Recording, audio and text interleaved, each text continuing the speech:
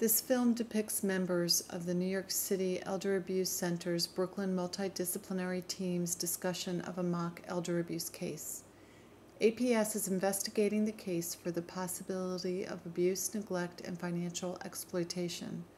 This film provides perspectives from several disciplines and presents the range of issues the team frequently addresses. So Bernadette, why don't you start and we can discuss the case? I'm just going to introduce the case of Mr. D. He's a 70-year-old Greek property owner that lives in Brooklyn. The case came to DFTA through 311. The referral source was a daughter who lives in Los Angeles. She said that the daughter told the New York City Department for the Aging that her dad, Mr. D, was hospitalized after hitting his head during a fall, causing persistent headaches and vomiting. She flew from LA, where she lives, to New York City for a 2-day visit with her dad while he was hospitalized. When she got back to LA, she called her dad at the hospital to check in on him. A nurse told her that her dad was released against medical advice. A few days later, Mr. D's neighbor and family friend called her in LA saying that her dad had been wandering in the neighborhood at night, looking dazed, clothing soiled. Her dad has Alzheimer's disease, it's unclear how advanced, and stage 3 lung cancer. Mr. D has one daughter in LA who called DFTA, who has regular contact with him. It's unclear if Mr. D is married to the woman he has lived with for 10 years. This woman has 2 sons, Mr. D's stepsons, who live in New York City and manage his finances. Mr. D jointly owns 10 buildings with his alleged wife. One building yields $10,000 per month income. A lot of discussion between the sons and the alleged wife about off-track betting. They take Mr. D there several times a week. DFTA referred the case to APS to investigate the possibility of abuse, neglect, and financial exploitation. I'll give it over to Ron to see what he picked up when he went out to visit. Upon receipt of the referral, our APS assessment caseworker contacted the daughter in California, who just basically reconfirmed the information that was provided to DFTA. Upon our initial attempted visit, there was no response to telephone calls, knocking on the door. APS called the neighbor several times, left messages, but has not made contact yet. APS left a not at home notice on Mr. D's door, notifying of attempted visit with request to contact APS. The stepson contacted APS. Strangely, the visit took place at a local off-track betting location arranged by stepson. Mr. D, alleged wife, and stepson were present at the meeting. APS was unable to interview Mr. D privately due to setting and family's interference. When questions were posed to Mr. D directly, he did not respond. APS could not assess his capacity at that time. When APS asked a question, Mr. D's stepson would jump in. He stated he thought APS was intrusive and shouldn't be asking detailed questions regarding finances and property ownership. Stepson was evasive about Mr. D's fall, his wandering, power of attorney, and healthcare proxy. He stated, "We don't need APS involvement," and that the fall was accidental. When asked about Mr. D leaving AMA, his alleged wife stated, "The hospital wasn't giving him anything he couldn't get at home. I wanted him home. That is my right." APS has referred the case for a psychiatric evaluation. We are going to continue with some follow-up visits and some collaterals. Mr. Munir, you have any comments there? Now, further assessment will be needed, so we decided basically to send a psychiatrist.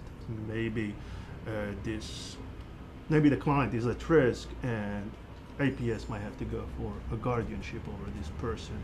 But again, we were short of information. We didn't have a risk. All what we have is just allegations and further assessment needed. So our question to this panel here is, we need some clarification regarding, we understand the client's been identified with stage 3 lung cancer. The questions APS has for the MDT include: what is the prognosis and treatment of stage 3 lung cancer? Mr. D's daughter states her dad has Alzheimer's disease. What are the capacity issues to consider with the diagnosis of stage 3 lung cancer?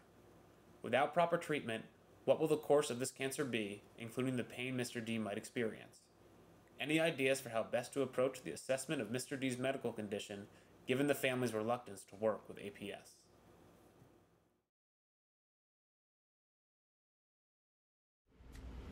For this panel. So if we can get some clarification, that would help us. Case is very troubling from a medical vantage and from a social vantage. This patient is said to have stage 3 lung cancer. Most patients with stage 3 lung cancer die of their disease at some point unless there's some other illness that takes their lives first. Stage 3 lung cancer is also divided into 3A and 3B. We don't know about that, but it generally means fairly extensive disease within the chest. It's interesting because the issue of capacity has been raised in this patient, and lung cancer at every stage involves very difficult treatment decisions. At the very beginning, a decision about chemotherapy versus surgery versus radiation therapy, and at the end of life, decisions about palliative care and hospice, and you've got a family now who the specter of financial exploitation sort of has been raised, and the subsequent decisions will only get harder around one of the questions was, I think, is this painful? The answer is maybe not now, but eventually. There'll either be pain in the chest wall, there may be shortness of breath, a lung pipe, a bronchus could get obstructed. There will be difficult decisions to make. And it doesn't sound, from my vantage right now, that this family is together enough to make those decisions potentially in the best interest of the client. The medical records here are going to be critical because I want to know if this guy has even seen an oncologist. And he's going to need that evaluation that you described at home, either from a psychiatrist or a medical physician skilled in the evaluation of capacity. Was there an oncology consultation? Did this man have capacity to sign out AMA? And you gotta add something else to that. Yeah. You have to add in, I don't know what the history of this man is as far as a person that went to the doctor when they first discovered the cancer, because if he was anything like what my father was, you didn't go to the doctor unless you had a limb hanging off. So it could be that this, he's a person that just never went to the doctor, and then all of a sudden, you find out that you're really, really sick. Is that the situation, or was it that he's been going to his doctor, he found out, and somebody's preventing care, or they're not having, he didn't want care? So I would personally want to know when they first found out about it and what his history of going to the doctor was like over the last couple of years or even a decade. As far as the discussions you've had with the alleged wife, what kind of impressions did you have from her? Because before maybe thinking of neglect, perhaps she doesn't have the skills, the capacity, or whatever, or the know-how how to care for him. I think that brings up the question of, is this abuse, or is this just people that don't have the skills and qualifications of giving this person proper care? That's what everything boils down to. Is there evil motive? So, I guess that's really what it comes down intent. to. Is there like a motive here to want this guy to just die so they can get all the money, or are they trying to, I think that's what we're trying to figure out here. Is what is the Intent, motive? Yeah. right. Do they, or is it just that she doesn't know any better and she's Right, just and they doing need help, maybe caregiving Well, the rather time than... the time that APS spent with her wasn't enough to determine. Right, So absolutely. that's why we need further assessment. I'm just trying to figure out, there are some people that kind of swoop in on an older person and become the new family with the goal of getting a hold of all the assets, especially if you own like 10 buildings and you're getting all this money. Right. I'm curious as to whether she had her own assets, because it says that they were co-owned. Did she get her name on these buildings, or was it that during these 10 years they accumulated stuff? So I think that just kind of goes to what the flavor of the scenario that's going on here. If he is at the center, depending on how advanced the dementia is, we could have our own conversation with Mr. D and bring him into the Weinberg Center shelter where he can get assessed and get medical care, and the wife could perhaps even have some respite. This is just to get him some assessments. You can, that way you can have some respite. We still hold the position that we feel that if we have the opportunity to interview the client and the wife without the stepsons, that maybe we'll get a better picture of actually what's going on in that household. And we still need to see the living environment, because again, I gotta remind you guys, we interviewed this client, at an off-track betting location, so, which is definitely not appropriate, right? So we'll definitely suggest that idea.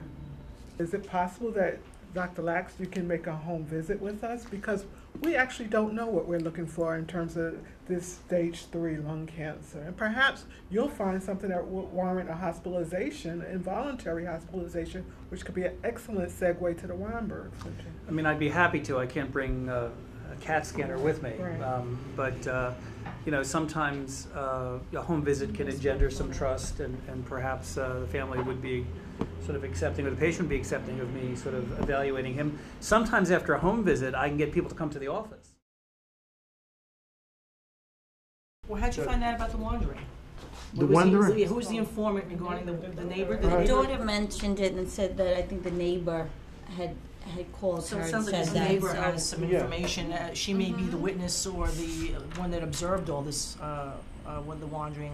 So you may just want us to get more information from the neighbor. I think that neighbor who took the time to call the daughter all the way out in California to say, I'm worried about your dad, that's you know, we've got so much information there once you get to talk to her.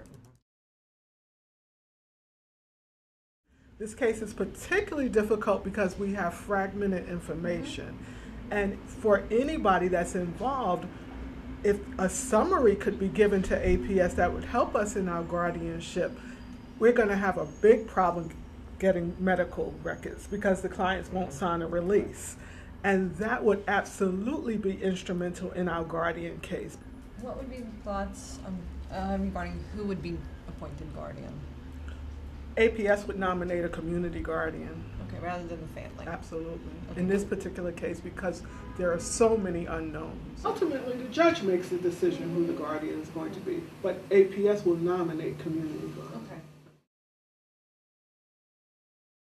One of the issues around his care subsequently is advance directives, and whether or not he may not have nominated a power of attorney or a healthcare proxy, but he might have had some conversation in a previously, capable state, presuming he is incapacitated, around what he wants when things become dire around his health. So we're going to sum up this case and distribute kind of the follow-up here. So APS, you're going to continue to go out and investigate if there's possibilities of neglect. The team's next steps include APS will continue to investigate. Dr. Lax will go out with APS to evaluate Mr. D's medical and mental health status, level of pain, and conduct a mental status exam. APS has referred the case to a psychiatrist to do a capacity evaluation. Dr. Lax will talk with the psychiatrist about his findings. APS will try to obtain the hospital's medical records to ascertain why Mr. D was taken out AMA. APS and Dr. Lax will discuss the Weinberg Center with Mr. D and the family, framing it as a respite opportunity with the possibility of receiving proper medical assessment. DIFTA will speak with the daughter about the Weinberg Center, possible guardianship should her dad's evaluation indicate need, and if she knows whether or not her dad has designated a power of attorney and healthcare proxy. JASA will talk with their attorneys about looking into the ownership of the buildings and legal status of the marriage. Team members will provide summaries to APS. Case. And we will be meeting in 2 weeks for follow-up, and this case will again be reviewed then. Thanks, everyone. Thank you. Thank you.